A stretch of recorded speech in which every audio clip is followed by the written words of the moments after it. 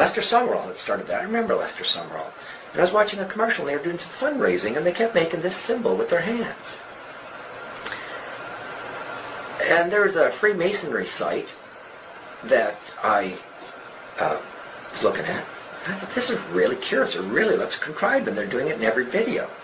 And then they showed a clip of Lester Sumrall preaching before he died, and he kept making this symbol. And you see this symbol.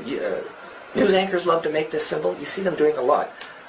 I don't know what the name is for it. I think they're making the Illuminati all-seeing eye pyramid, that pyramid like on the dollar bill with the all-seeing eye.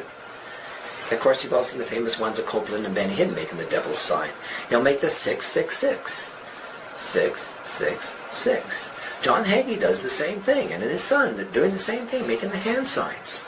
I think a lot of these leaders have been corrupted and are leading us to the Antichrist.